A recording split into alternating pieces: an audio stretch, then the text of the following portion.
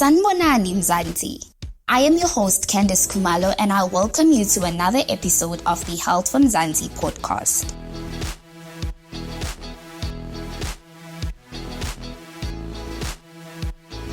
Do you ever ignore that looming deadline, that ever-growing to-do list, those unfinished tasks you've been postponing? If you're nodding along, then you, my friend, are well acquainted with procrastination. To help us understand the psychology behind procrastination and develop strategies to overcome it, in this episode, we are joined by educational psychologist Sinenhlanhla Khumalo. Thank you so much for having me. My name is Sinenhlanhla Khumalo. I am an educational psychologist. I am presently in private practice. So I work at Therapy Works Wellness Center. We are based in Midrand, Johannesburg, focusing on couples therapy, individual therapy, play therapy with the little ones, family therapy, and I do a lot of assessments as well. Yeah, in terms of the people that I see, kids from 3 years up until the eldest person that you can think of. So I really see the whole range. I really focus on the entire population presently. Thank you so much for that lovely intro, Sinenhlanhla. I guess let's go straight into today's topic about procrastination. So how would you define procrastination and how it impacts our lives? So basically, with procrastination, it's a pattern of behavior whereby a person would delay or put off or avoid doing certain tasks or making certain decisions up until a later time. And this is usually last minute. And another thing I think that I would highlight is that oftentimes a person does this consciously. So it's not that they unknowingly do this. They are aware that they are delaying doing the certain task or making a certain decision. So it is something that one does consciously. And I guess it does have a negative impact on one's life in a sense that if you are procrastinating, it means you can't actually be productive. And I guess it can affect you at school. If you are studying, it can affect you at work if you are a working person because you won't be able to meet your goals. You won't be able to achieve anything. And if you can't achieve your goals, if you can't meet deadlines, whether at work or at school, eventually you're going to start struggling with stress and anxiety. So I guess that is one way in which I would say it does actually affect one's mental well-being as well. Sinenhlanhla, I know you just touched on it briefly, but can you just expand on the negative effects of procrastination? As I said, when one procrastinates, it means that they're not doing what they're supposed to be doing at the time that they're supposed to be doing it. So basically what we see with people that procrastinate is that they struggle to manage their time effectively, poor time management. So that is one of the effects. So you really struggle to manage time. And of course, if you're struggling to manage time, it means you're not going to be able to actualize. So as I said earlier, you're going to struggle to meet deadlines at work. If you can't actually do that, it does put you at a very difficult position in terms of you can't be considered for things such as promotions at work because they know that you're already struggling. You are not as competent as, the other individuals who do not procrastinate, who are able to submit work on time, meet deadlines, and so on and so forth. So it can actually lead to a feeling of, failure, feeling like you're unable to self-actualize, you're unable to be competent in the workspace. And ultimately, you can even end up losing your job. You can lose employment if you are unable to actually meet deadlines and do your work as you are expected. So you can imagine that even career-wise, it can really make you feel stuck in a sense and sort of, stagnant as well because you are not progressing like your peers. You can't get that promotion. You're at one place. So it can actually affect even just how your career progresses. That's one of the effects, it can negatively affect you in that way. Another thing that I would maybe highlight is that with procrastination, you actually trying to avoid stress and anxiety. In your mind, you're telling yourself that I don't want to be stressed. I don't want to be anxious. I don't want to deal with this now. Hence, you delay doing the task. But what actually happens is that the more you delay or avoid doing a task or making a certain decision, it's actually the more anxious you become about not being able to finish that task on time or perhaps making the wrong decision. So inevitably, it becomes a vicious cycle of stress and anxiety. And this can actually even lead to things such as clinical depression in the long run, or like serious anxiety disorders if it's left unaddressed. So it can really, really affect your mental well-being in that sense. So that is one of the things that people that are often unaware of, that actually it's a vicious cycle. You are trying to avoid being stressed, but that's actually exactly what ends up happening, because you know at the back of your mind, I need to make this decision. I need to do that certain task. And so you actually preoccupied with it the whole time. You are not doing it, but you're actually thinking about it, and it's causing you stress. It's making you anxious. So it actually becomes a vicious cycle at the end of the day. I do feel that this is something people are often not aware of. They actually don't realize that you are trying to avoid it, but you're actually preoccupied with that thought.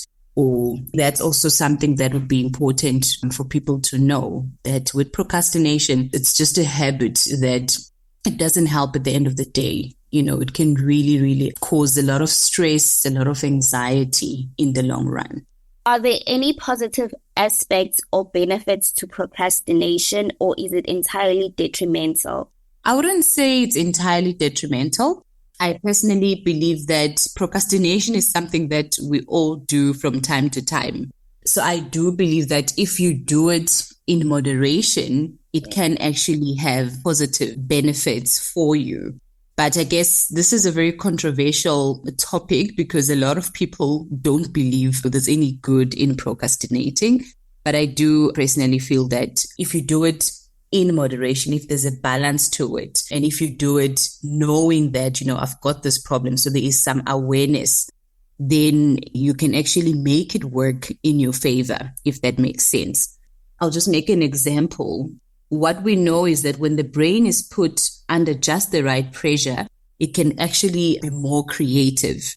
We know that oftentimes when you are doing something last minute, you are usually doing it very fast.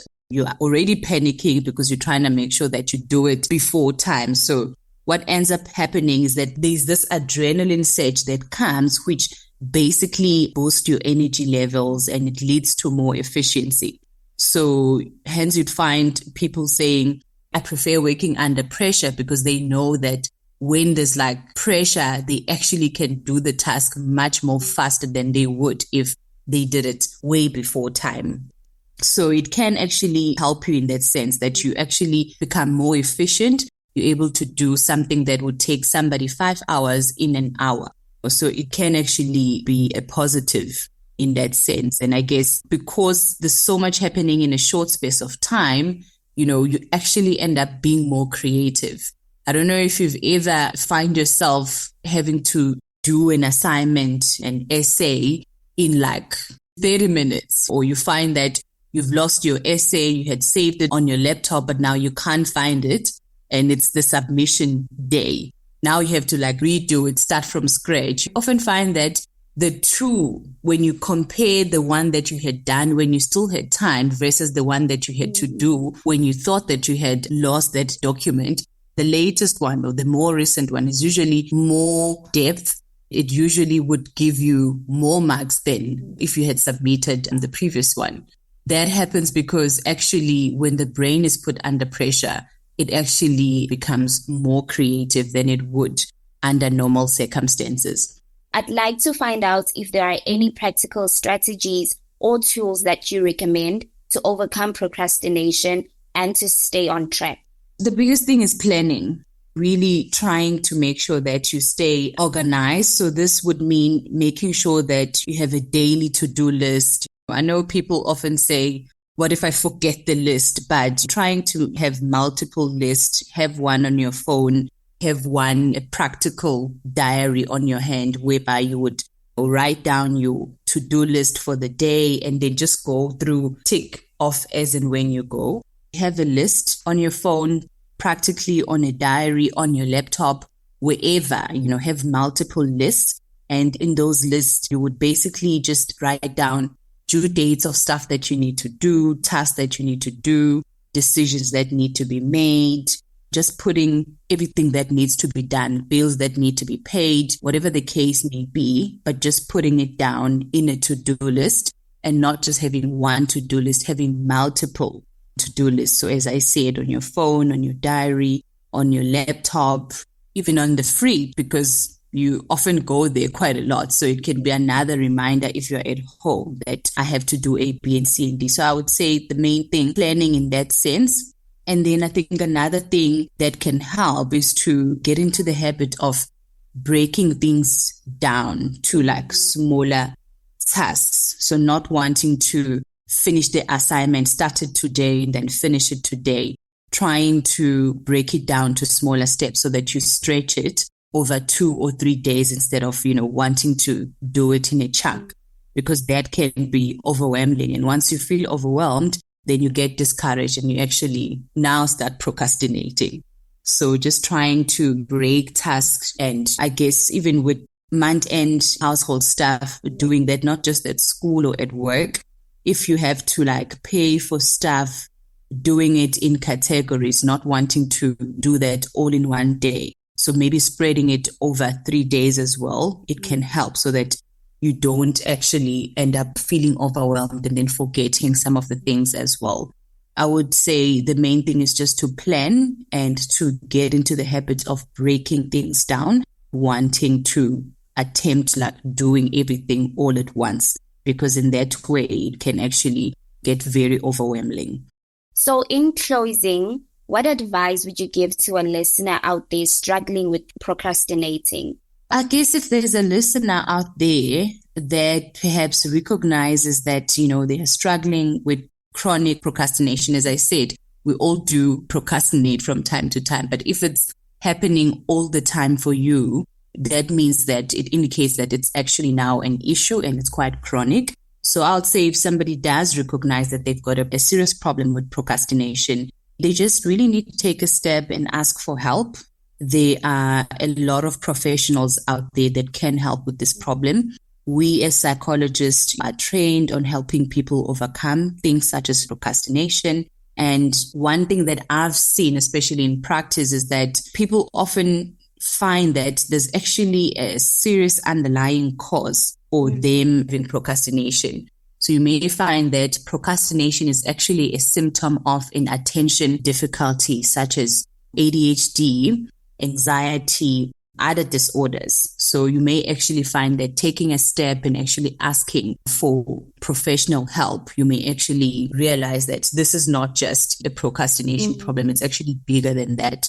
So then being able to diagnose it and then get treated for it as it should. So I would say take the step and actually ask for help. Don't just sit and hope that it will get better or you'll be able to come right by yourself. Thank you for joining this week's episode of the Health from Mzansi podcast. To find out more about being the healthiest version of yourself, visit healthfromzansi.co.za, or you can send us an email to hello@healthfromzansi.co.za. This is the Health from Mzansi podcast, and your ears are always invited.